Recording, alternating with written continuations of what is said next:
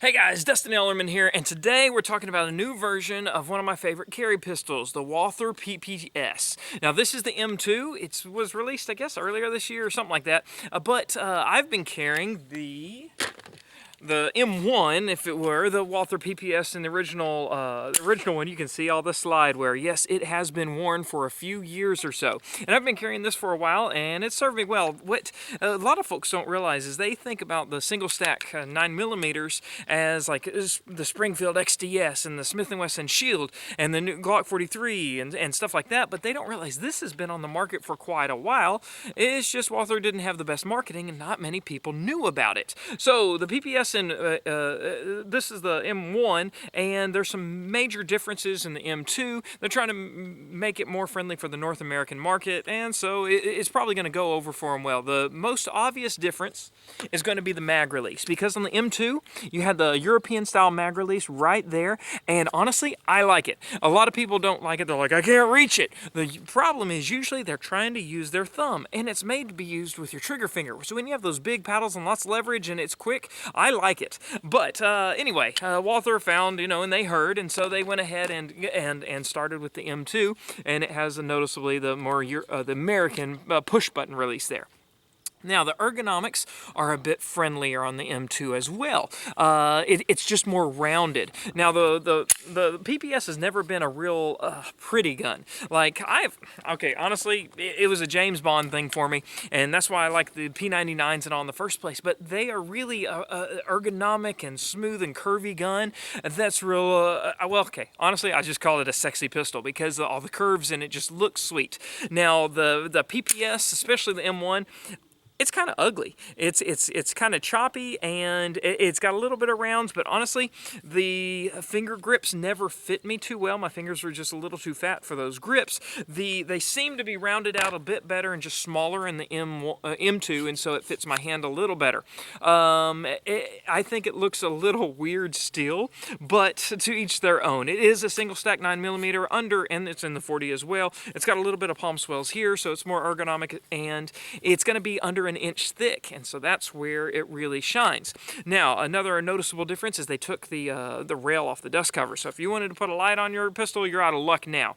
And then also, the M2 had this useless feature of a removable back strap. Now, it's not useless if you're going to put different ones in, but honestly, on a gun this small, it's not that big a deal. The problem is, when you take it off, it disconnects the striker, and now you that's there. That was just trigger slap going back and forth, but it's not firing. And so it was kind of a safety feature, if you will. I heard rumors that they'd come off when you were firing and then render the gun useless.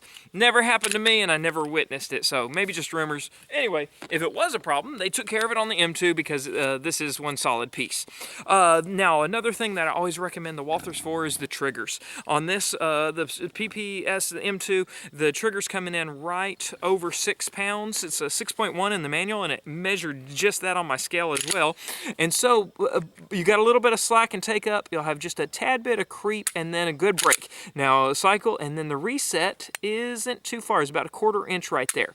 And so the Walthers have a shorter reset on their the P99 and the PPQs, but for a carry gun, this is pretty good, and it's not near as gritty as the Smith & Wesson Shield. In fact, I have the Performance Center Shield, and this trigger's still better, just the factory stock Walther PPS.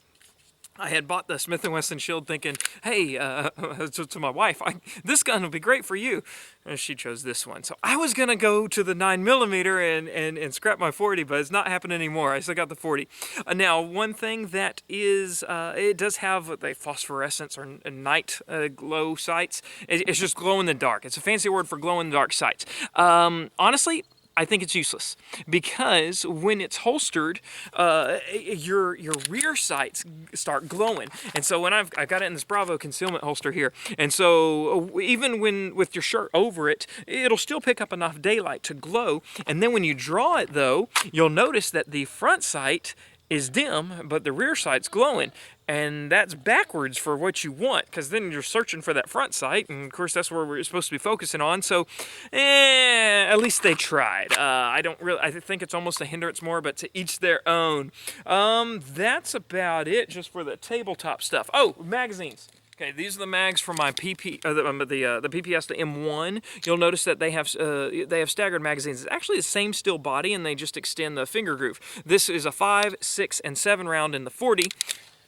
You'll get +1 in the 9. So this will come with well, I don't even have a 6 because I never really used it in the 40. But so you have a 7 and an 8. So the 8's what I like to carry in my spare mag pouch, and then the 7's what I like to just carry in the gun because that will give you a good enough grip on it. And now if you had the 6 round, it'd be like just no mag in it at all, and so your pinky has nowhere to go, but you have a very low profile. So if you just wanted to have a deeper concealment, that's a good option for you, and options are nice. All right, so it's getting dark here and the sun is setting, but we want to take the Walther PPS M2 for a quick round. You hear Nosler coming up there. She's like, it's feeding time, Daddy. All right, so one note is I found that the 115 grains that I was shooting were a bit high, but we've got some 147s, and they still need a little bit of a 6 o'clock hold, but it's all good. We'll start off on some silhouettes and then try to shrink it down with the next mag. All right, hey, you be nice.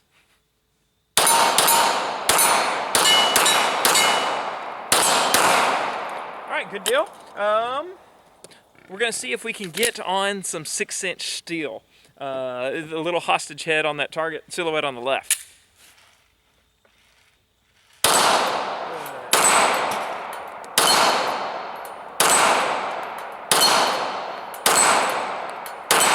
Nice!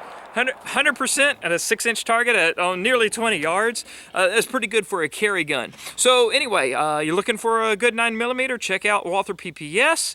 You know, I've liked it. It's worked well for me. Y'all shoot straight. For years, I've been carrying this Walther PPS. You are really noisy.